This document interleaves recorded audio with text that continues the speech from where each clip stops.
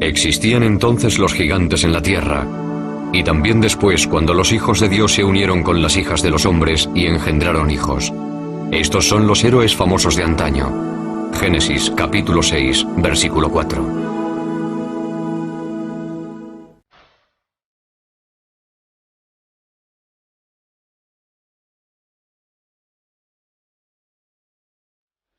Gigantes.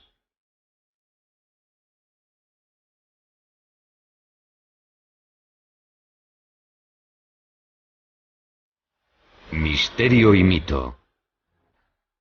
Los mayas y los incas creían que en la Tierra existió una raza de gigantes antes del diluvio universal,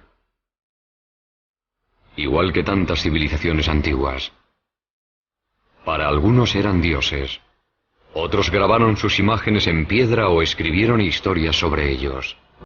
Griegos y romanos hablaron de sangre cayendo del cielo sobre Gea, diosa de la tierra, que parió a los titanes, una raza de gigantes.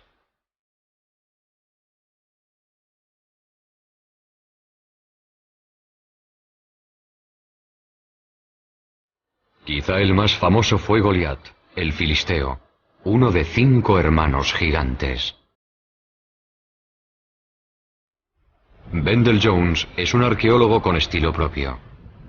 Ha pasado su vida estudiando a Goliat y el Arca de la Alianza, en la que según el Midrash, el libro sagrado judío, el gigante huyó. Goliat se abrió camino entre los soldados israelitas, se subió el arca a los hombros, atravesó varias ciudades y devolvió el arca a los filisteos. Fue en este campo, a 25 kilómetros al sudoeste del Jerusalén actual, donde, según la leyenda, murió Goliat. No a manos de un guerrero gigante como él, sino a manos de un niño, David, que según esta losa del siglo IX a.C., se convertiría en el rey de los israelitas. David se defendía con unas tiras largas de cuero negro. Se las colocó enrolladas al brazo y dijo: «Os habéis enfrentado a mí con una armadura, un casco y una espada, pero lucharé contra vosotros en nombre del Señor, Dios de Israel». Y sacó otras tiras de cuero, pero con una piedra dentro.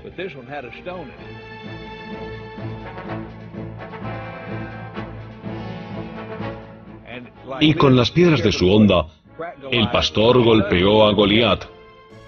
Le atontó, pero no le mató.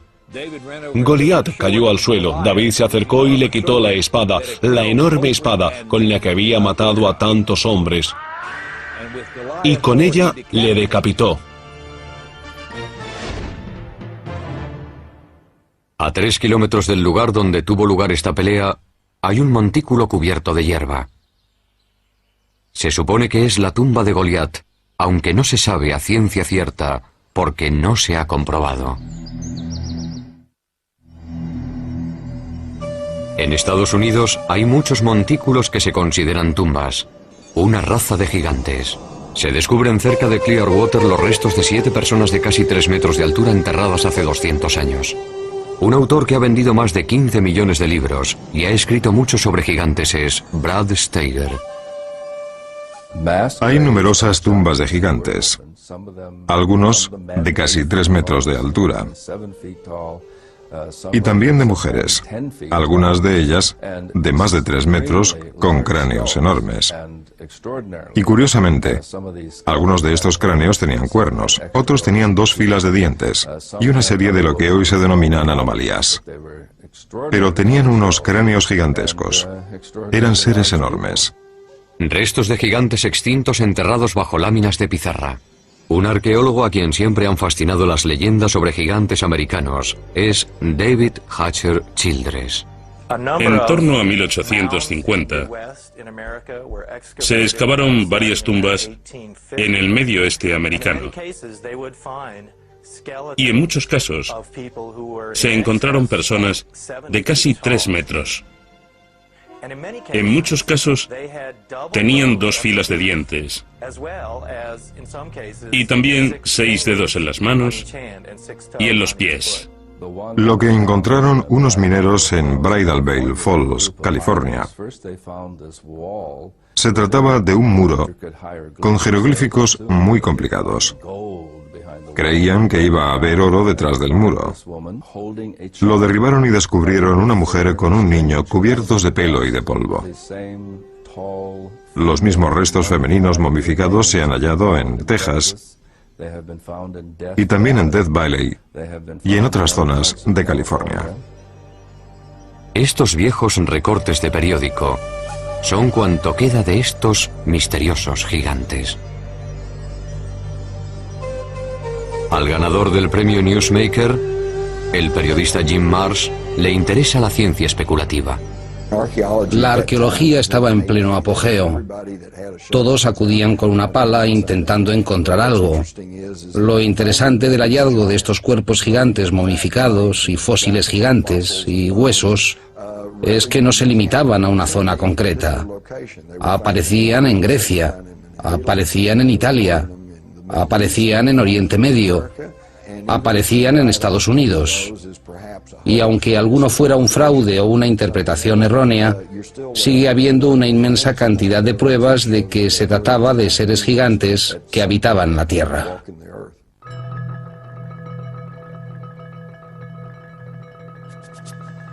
En 1912, los granjeros empezaron a llegar a esta cueva cerca de Lovelock, Nevada, en busca de guano de murciélago, un buen abono. Una vez dentro, se llevaron una sorpresa. Al cavar en los 4 o 5 metros de guano que había en esta cueva, empezaron a descubrir objetos muy curiosos. Había cestas con cebos para patos e instrumentos de caza y pesca en un lago cercano. Pero después descubrieron algo realmente extraño. Unos gigantes pelirrojos momificados. Estos gigantes medían casi 3 metros de alto. Muchos de ellos estaban momificados, como las momias egipcias. Tenían el pelo rojo y largo, hasta los hombros. Los granjeros estaban asombrados. No habían visto nada igual en su vida. Pero los indios Paiute, que vivían en la zona, sí lo sabían. De hecho, en 1883, Sarah Uyenemuka, una princesa Paiute, había escrito un libro llamado Vivir entre Paiutes. En el libro, hablaba de los gigantes pelirrojos que vivían cerca del lago, en esta cueva. Según decía, eran caníbales. La tribu devoraba a los muertos. Ellos lucharon contra mi pueblo. Mi pueblo recogió madera para tapar la entrada de la cueva. Después mi pueblo prendió fuego y les dijo: si no os rendís, moriréis. Pero no respondieron. Uno de los grandes misterios del oeste es, ¿qué fue de estos gigantes? De esta cueva se extrajeron casi 60 esqueletos. Hoy han desaparecido. ¿Puede tratarse de un encubrimiento arqueológico relacionado con los gigantes? Quizás solo se trate de una leyenda rural. O tal como se hace con los huesos de búfalo, pueden haberlos quemado para usarlos como abono. Sea cual sea la explicación, los restos de los gigantes han desaparecido. Pero a la vez, hay pruebas de su existencia por todo el mundo.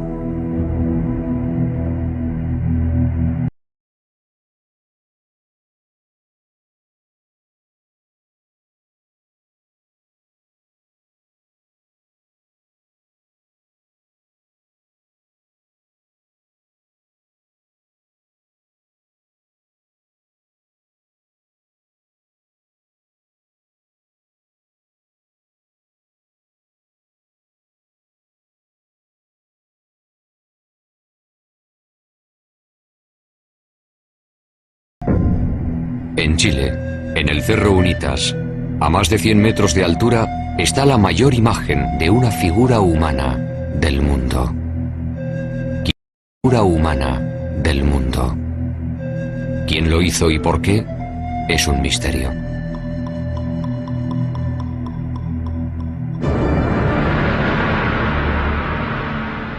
Al otro lado del mundo, en el Reino Unido, otras figuras gigantes miran al cielo. Esta es la de Cerne Abbas, cerca de Shaftesbury. Grabada en piedra caliza, no se sabe en qué época, puede representar a Hércules, el héroe mitológico. A 240 kilómetros de allí está el hombre de Wilmington, con sus 90 metros de longitud. Emerge sobre la campiña inglesa como un dios gigante de otra era. En Gran Bretaña hay representaciones muy variadas relacionadas con los gigantes. Una autoridad sobre el folclore inglés y los gigantes de Gran Bretaña es Jennifer Westwood. En sus orígenes, Gran Bretaña estuvo habitada por gigantes. En aquellos tiempos se llamaba Albión.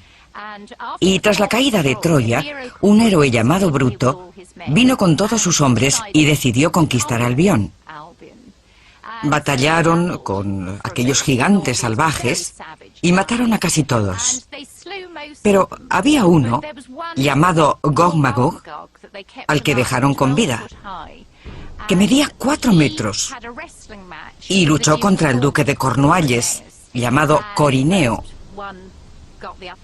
Fue una pelea con muchas alternativas. Gog Magog le rompió las costillas a Corineo, y este se indignó tanto que cogió al gigante de 4 metros y lo tiró por un acantilado. El gigante quedó destrozado contra las rocas, y su sangre las tiñó de rojo.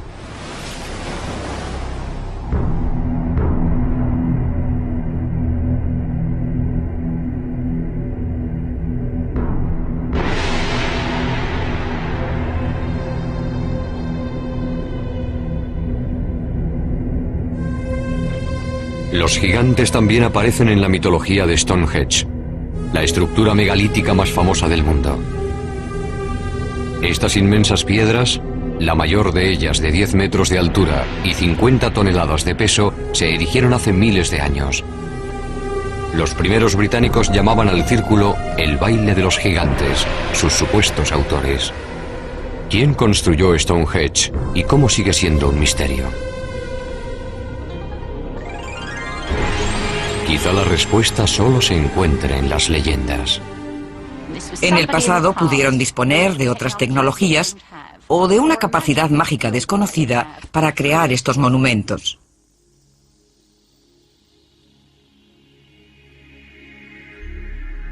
Gilgal Rephaim, con su forma de espiral, está en los altos del Golán, a 80 kilómetros de Damasco.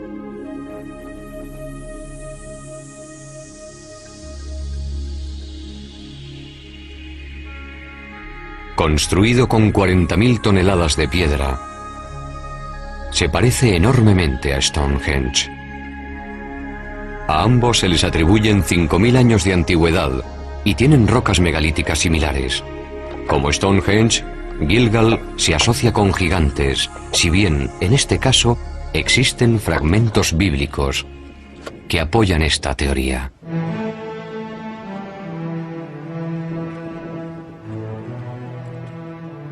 El arqueólogo israelita Daniel Herman está investigando una tumba recién abierta. Evidentemente, esta es la tumba de un hombre muy poderoso. Se ve por el tamaño de las piedras. Construirlo debió representar un esfuerzo enorme y prolongado.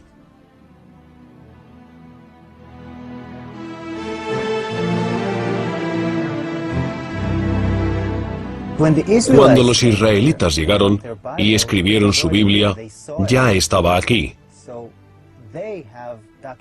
Y registraron este lugar, según ellos, gobernado por Og, rey de Basán. A Og lo describe así el libro del Deuteronomio. Pues Og, rey de Basán, era el único que de la raza de los Rephaim quedaba. Rephaim significa gigante en hebreo.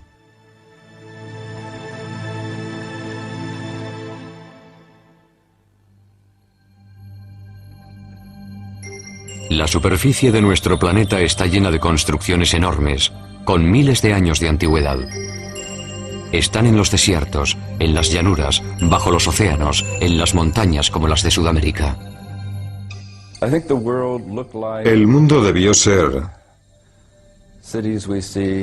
como las ciudades de Machu Picchu, Tiahuanaco, Sacsayhuamán. Debió ser un mundo poblado por gigantes que construían sus edificios con grandes bloques de piedra de 200 o 500 toneladas. Ruinas de proporciones desmesuradas se encuentran por toda Centroamérica y Sudamérica.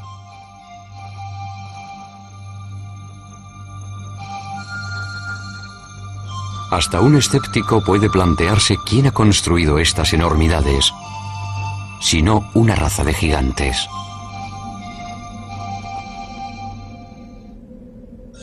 Las gentes de Malta creen que esta isla mediterránea fue el último reducto de los gigantes de Europa. Gigantilla, Malta. Un explorador dedicado al estudio de construcciones megalíticas es el autor de Los ojos de la Esfinge, Eric von Daniken. Malta tiene templos gigantescos. Son muy antiguos. No se conoce su fecha exacta. Unos 5.000 años antes de Cristo.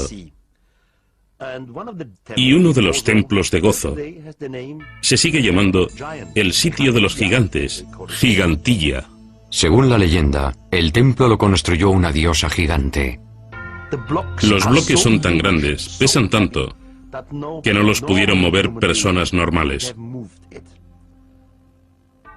En Bolivia, a solo 30 kilómetros del lago Titicaca, hay unas enormes plataformas de piedra.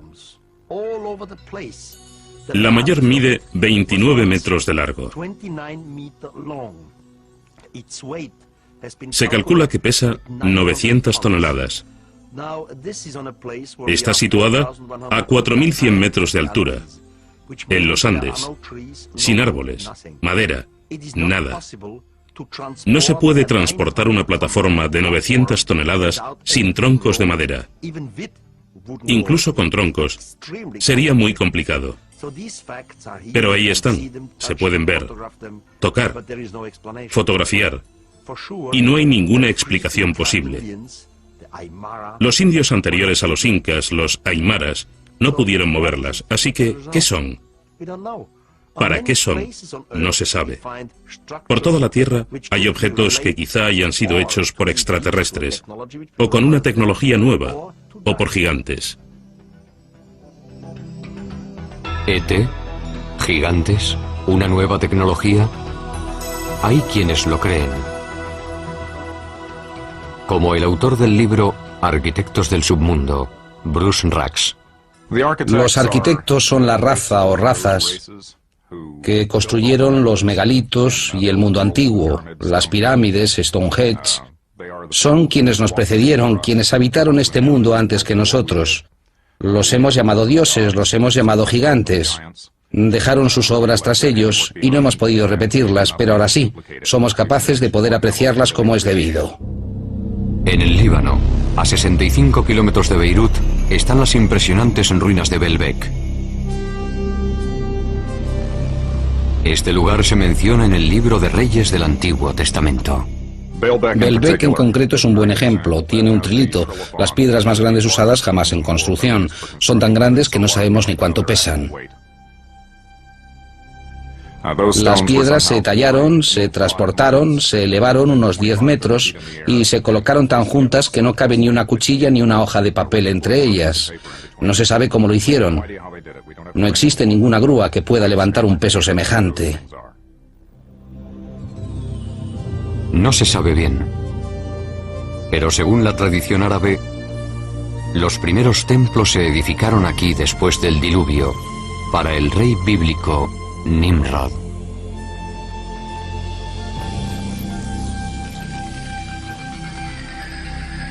¿Pero qué significa la palabra gigante? ¿Son monstruos sanguinarios como el cíclope de la Odisea de Homero? ¿O los ogros gruñones de los cuentos infantiles?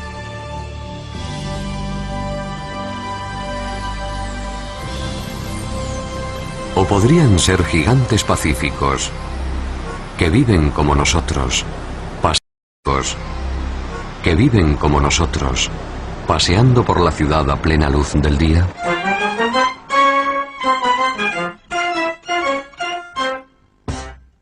Hay dos tipos de personas que pueden considerarse gigantes. Hay gigantes genéticamente programados para ser altos, personas normales cuyos genes les llevan a ser muy altos. Y también hay personas que sufren algún tipo de desorden, el más común de los cuales, o el más conocido, es la acromegalia, una enfermedad producida por el exceso de la hormona del crecimiento. Una acromegalia tiene muchos efectos sobre el cuerpo. No solo genera personas excesivamente altas, también origina problemas potenciales en el esqueleto y en otros órganos internos.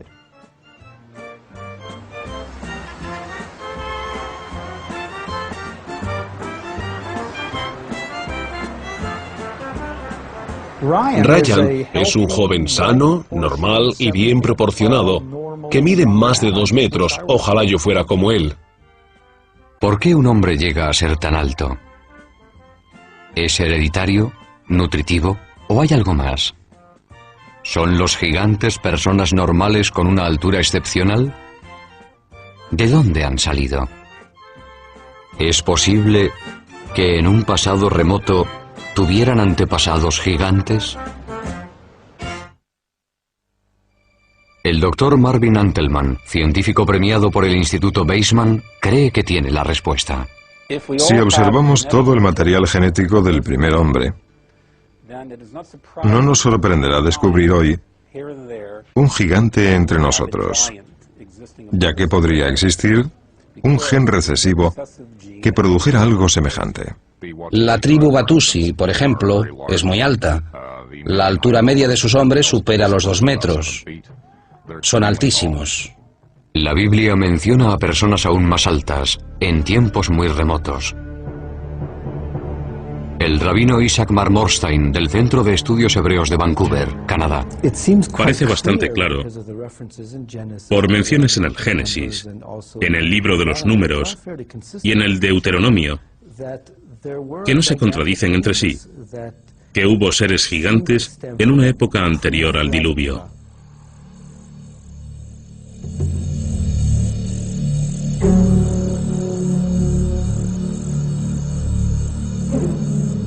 ¿Es posible que las condiciones medioambientales del pasado potenciaran el desarrollo de gigantes? Por restos fosilizados, sabemos que algunas especies, como los dinosaurios, eran mucho más grandes que las actuales. Un defensor de esta polémica y arriesgada teoría es el Dr. Carl Bo. Una expresión genética óptima implica que el mejor ADN del organismo se expresa gracias a las condiciones atmosféricas favorables. Según demuestran los fósiles, árboles como la secuoya gigante californiana eran antes mucho más grandes. Según una teoría, las condiciones medioambientales del pasado favorecían el gigantismo.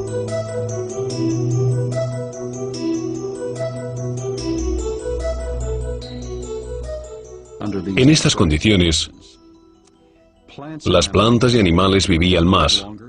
Eran mucho más grandes, que es precisamente lo que indican los restos geológicos fosilizados. Plantas mucho mayores, formas de vida mucho mayores. Animales que miden hoy 3 metros, medían 5 o 6 metros. Por ejemplo, un insecto como la libélula. Hoy las alas de la libélula miden unos 12 centímetros. Las de la Meganeropsis, su antepasado según restos fósiles, medían casi 2 metros. En el pasado todo era más grande. Yo creo que en mejores condiciones atmosféricas, las personas no solo vivían más, sino que eran mucho más altas.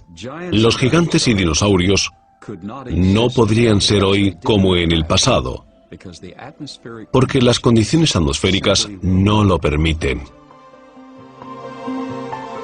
Antes del diluvio, teníamos una capa de ozono mayor. Con el diluvio se redujo a la séptima parte de lo que había sido. Por tanto, la vida terrestre actual no tiene la misma esperanza de vida que tenía entonces. Una capa de ozono más fina implica una menor protección frente a la radiación iónica del espacio y en especial para las plantas y para los animales. Mi interés por las condiciones primitivas de la Tierra, después de 35 años de investigación de esos parámetros, me ha llevado a reconstruir el contexto.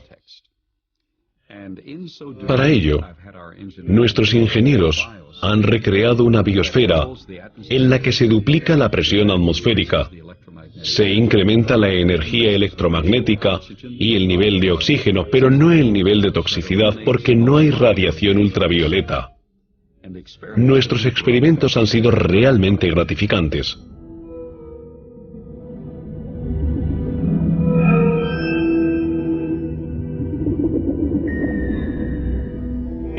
En un experimento científico controlado, hemos medido los efectos de un campo magnético poseléctrico sobre los sistemas biológicos. Tenemos pirañas pacúes que hoy en día alcanzan este tamaño a los 3 años y medio, en condiciones óptimas. Y ahora miden 60 centímetros más y pesan algo menos de 10 kilos. En estas condiciones controladas, estamos produciendo gigantismo a un ritmo acelerado. Aparentemente, el proyecto parece interesante, aunque por ahora no lo hayan duplicado otros científicos. La conclusión es que la leyenda parece cierta, que existieron seres gigantes en el pasado y que con el avance de la historia humana, o debido a cambios fisiológicos, mentales o espirituales, los seres supervivientes son más pequeños por su carga genética. Pero la posibilidad de que existieran otras subespecies humanas parece establecerse claramente en la Biblia. En el libro de los Números se dice que Moisés, tras vagar por el desierto con su pueblo, envió a sus hombres a buscar un lugar de asentamiento. Estos llegaron a Hebrón. Al volver le dijeron: allí vimos ciertos monstruos hijos de raza de gigantes que en comparación con ellos parecíamos como langostas.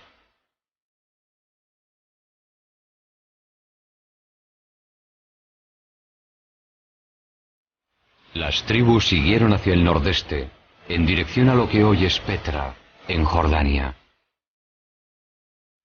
Y allí también, según la Biblia, había gigantes.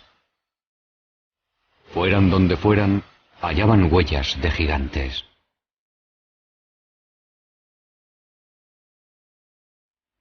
Según las Escrituras, en el pasado hubo gigantes en la tierra. En sentido literal, no simbólico. Quiero decir que eran hombres poderosos y muy hábiles. Es decir, que los primeros hombres, los primeros humanos, eran gigantes. O puede ser que los gigantes vinieran de fuera, que la tierra fuera como una colonia. Este concepto es sorprendente. Pero un pueblo más antiguo que los israelitas pensaba lo mismo. Escribieron que los gigantes eran seres celestiales, no terrestres, que venían de otro planeta.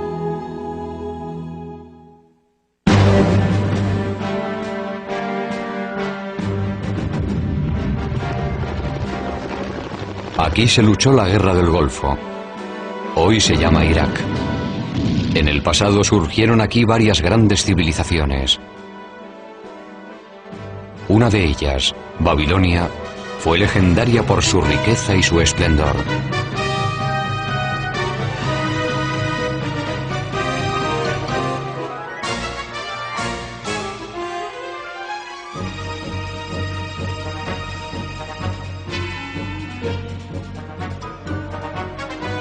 Pero antes de Babilonia, Tanto como 6.000 años antes, surgió otra civilización notable.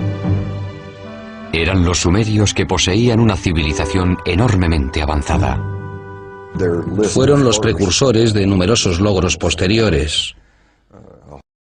Enormemente avanzada. Fueron los precursores de numerosos logros posteriores. Tuvieron el primer congreso bicameral, la primera escritura, las primeras escuelas. Bueno, la lista es interminable. Y nos preguntamos, ¿de dónde salió todo aquello?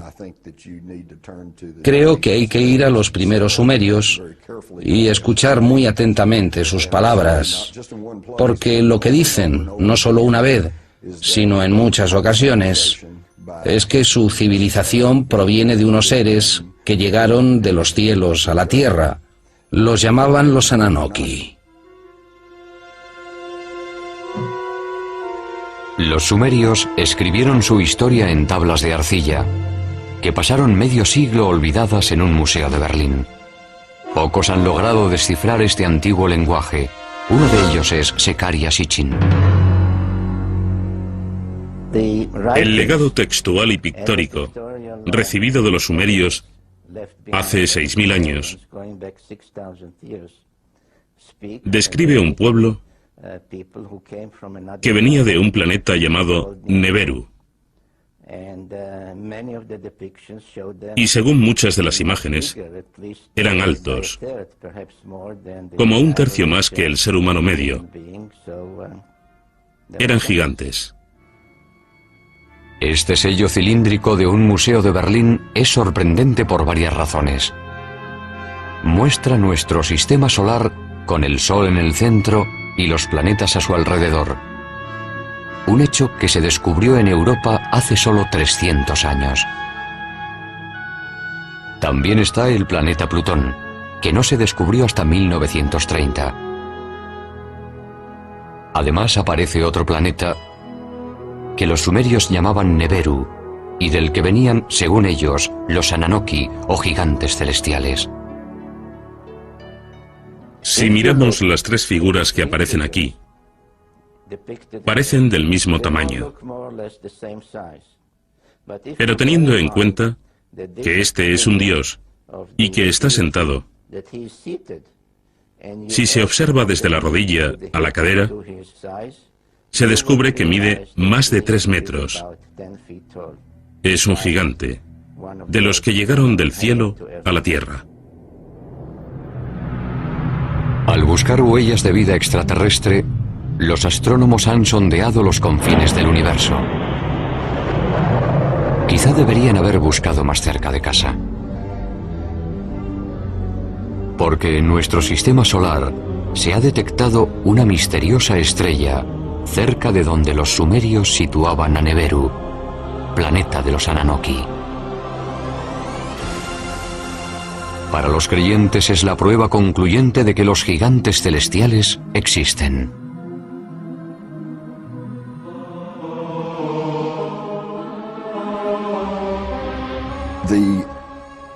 El texto sumerio, a grandes rasgos, nos dice que hace más de 400.000 años los Ananoki llegaron del espacio y aterrizaron en el valle del Tigris-Éufrates. Empezaron a montar una colonia llamada Edén.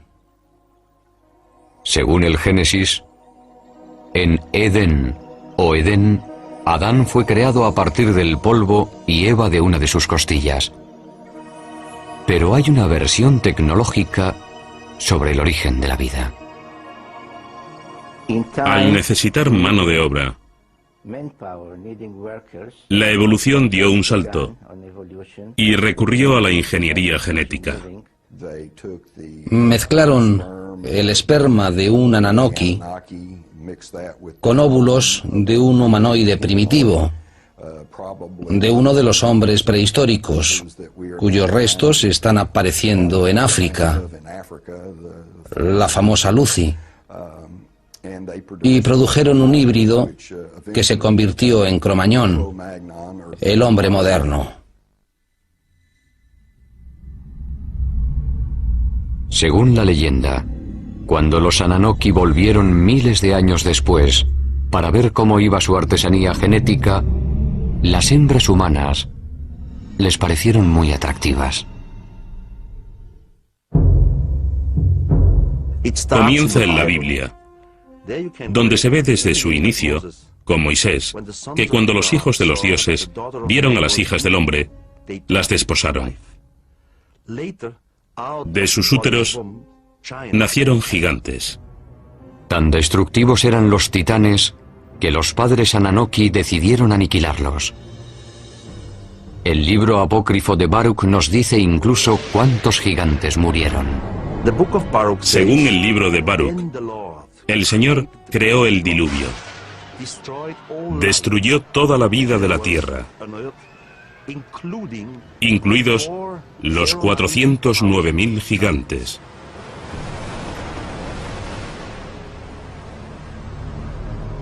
Según parece, algunos titanes sobrevivieron. Pero su reinado en la Tierra se acabó y los humanos se convirtieron en la especie dominante. Pero los gigantes viven en nuestra memoria, como algo arraigado desde el principio de nuestra existencia. Para algunos es más que un simple recuerdo. Quizás son los que nos informan de un número creciente de gigantes saliendo de los ovnis. Estos creyentes aseguran que los Ananoki, o gigantes celestiales, van a volver. En los últimos 10 años, han aumentado los avistamientos de ovnis con ocupantes gigantes. La antigua directora de la Asociación Británica de Investigación de OVNIs, Jenny Randall, conoce estas estadísticas. Al analizar 15.000 encuentros, los gigantes cada año se mencionan más, desde 1965 en adelante. Y recibimos muchos más informes sobre gigantes hoy que hace 30 o 40 años. Los libros apócrifos de Enoch tienen más de 5.000 años de antigüedad. En ellos, Enoch narra cómo 2 hombres muy altos le llevaron al cielo. En este viaje celestial también habla de quienes llegaron a la tierra desde el cielo. Ante mí aparecieron 2 hombres enormes, como no he visto nada igual en la tierra. Sus rostros brillaban como el sol. Sus ojos eran como una luz ardiente. Y me alzaron y me llevaron al primer cielo. Y vuelan con sus alas y van de un planeta a otro.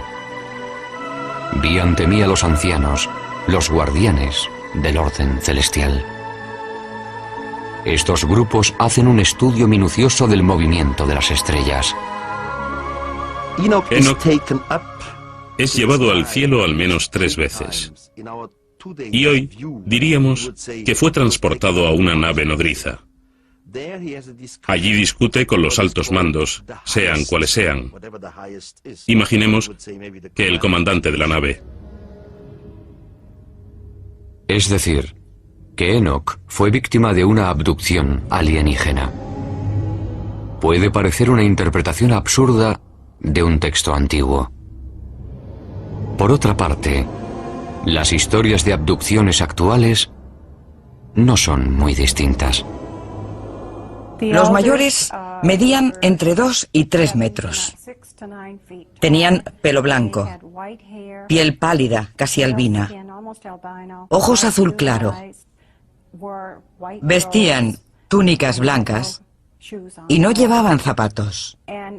Se comunicaban por el sonido y también mediante telepatía mental. He revisado el manual de uso de mi cerebro y no se dice ni en letra pequeña que los sueños son entre las 11 de la noche y las 8 de la mañana. En general es así, pero sabemos que el cerebro puede crear imágenes muy nítidas, muy reales, que solo son alucinaciones. Pero lo ocurrido en la ciudad rusa de Forones no es fácil de explicar, porque hubo al menos 20 testigos. ¿Pudieron soñar todos lo mismo a plena luz del día? En septiembre de 1989 ocurrió algo en la ciudad de Vorónezh, a 300 kilómetros de Moscú, que llamó la atención de la prensa mundial. Durante semanas se vieron luces extrañas en el cielo, y el 27 de septiembre se informó de que en un parque público había aterrizado una nave de la que bajaron 3 figuras gigantes. Había aterrizado una nave de la que bajaron 3 figuras gigantes. Nada, ni remotamente parecido, había ocurrido jamás en Vorónezh.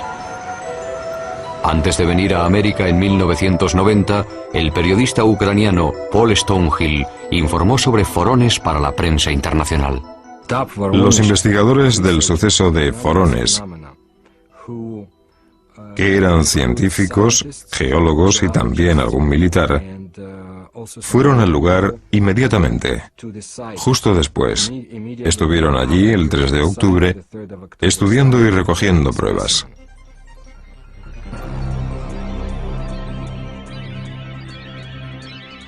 El encuentro causó sensación en la televisión nacional y en la prensa internacional.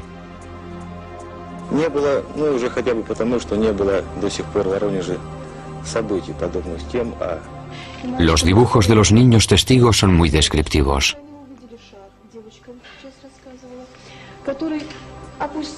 Llamó la atención de la prensa mundial porque lo confirmó TASS, la agencia de prensa soviética, que hasta entonces no daba credibilidad a estos asuntos.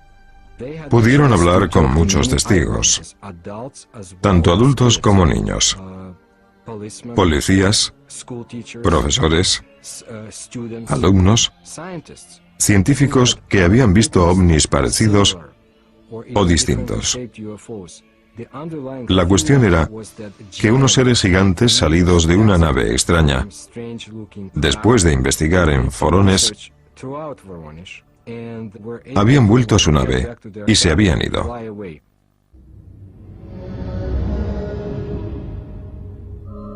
Esta vez teníamos un gran número de personas. Todas coincidían al describir la apariencia de estos gigantes, así que no se trataba de creer o no creer a un testigo. Era imposible no creerlos porque había muchos de ellos hablando de lo mismo. Yo estaba en el Parque del Sur, cerca de la carretera, y vi un objeto volador a una altura de entre 200 y 250 metros. Se quedó a la misma altura, sin moverse horizontalmente. Eso me interesó mucho, porque no podía ser un globo meteorológico. Hubo un chirrido, como una perforadora en plena tarea, quizá haciendo un agujero en el suelo. Las criaturas salieron de la nave. No parecían personas normales. Eran mucho más altos.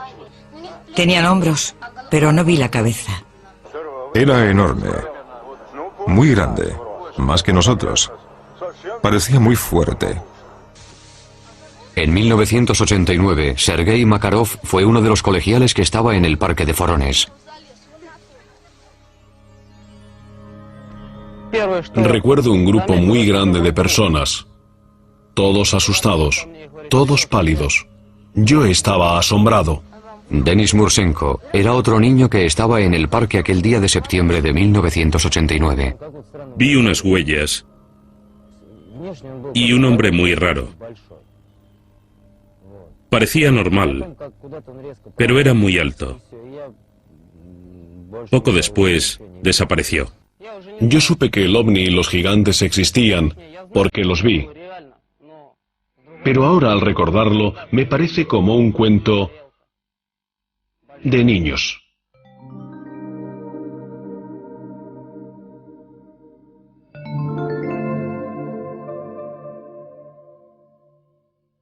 Lo que vemos hoy es lo que se ha visto a lo largo de la historia, no es nuevo.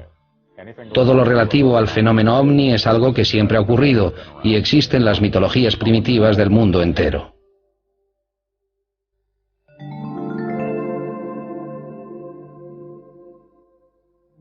Están las leyendas.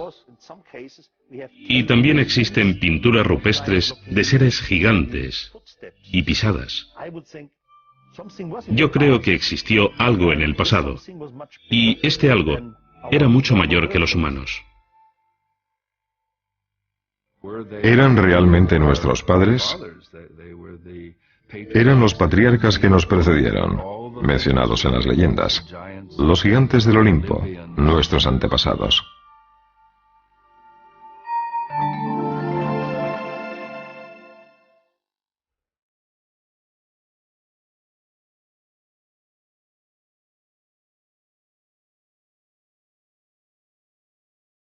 Sea verdad o fantasía, los gigantes han estado en el subconsciente colectivo desde hace años.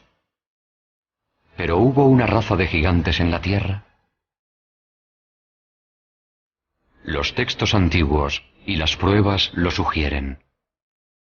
¿Y es posible que los genes recesivos de quienes miden más de 2 metros hoy estén conectados con una raza de gigantes? Casos como el de los gigantes de Forones hacen pensar si van a volver los gigantes divinos de los sumerios. Pero sean reales, imaginarios o alegóricos, una cosa es cierta. El misterio y el mito de los gigantes nos acompañará durante mucho tiempo.